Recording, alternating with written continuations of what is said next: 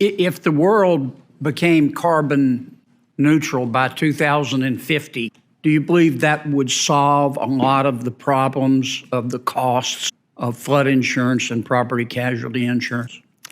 Well, Senator, that's a pretty loaded question, and I'm not a scientist, but I do think, number one, that that's a wonderful thing to think about. I would love to know that we could get there. Well, I've thought about it, and I'm hopefully you have too. But I have thought about it. You don't want to answer my question, Mr. Heller. What do you think?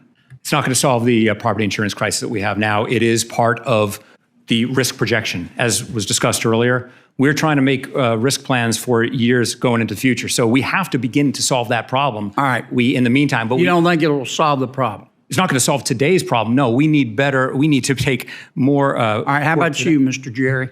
I think it's a solution to a different issue, to one of pollution and to emissions, and what are we going to do during the transition going from fossil fuels to renewables? Okay. If you were king for a day, Mr. Jerry, tell me what you would do to fix the problem of the cost of property and casualty insurance today.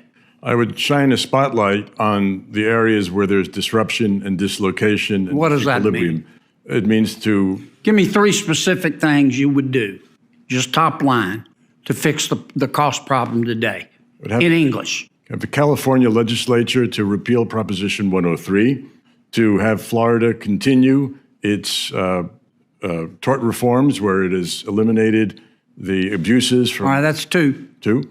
And the third one is to educate the public about how insurance works. I think that... Yeah, they know how it works. It's called write a check. And then you have to sell blood plasma to go to the grocery store, which you probably have to do anyway because of President Biden's inflation.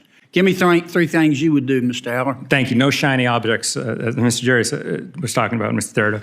We need to be putting money into protecting homes, making sure the levees are strong, making sure the communities... Okay, government subsidies, that's number 1. I would call it government alternative to spending... Call it anything you want. It's alternative to spending What's emergency disasters. Number 2 is build a federal reinsurance program like TRIA. When businesses in America, when commercial sector was afraid they weren't going to be able to get terrorism insurance anymore because of 9/11, we came in and we've created a solution. So the government gets into the reinsurance business. What's number 3?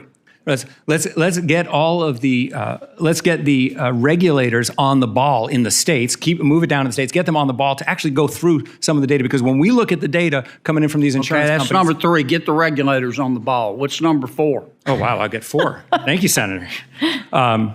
Well, I think number 4 is to address for the needs of lower and moderate income people by making sure that we are not creating an insurance market that slices and dices and prices people based on their socioeconomic status with things like these credit penalizing good, safe homeowners with credit penalties. Can I give Ms. Norris a chance, Mr. Chairman?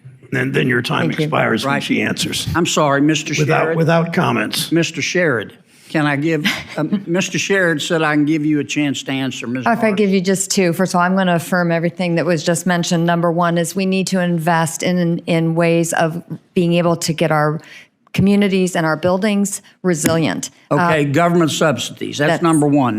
Number 2 is to create this reinsurance program. We've got to stabilize the market. Get the government in the reinsurance business. Yes, and then I would say... Thank you. Thank you, Senator John.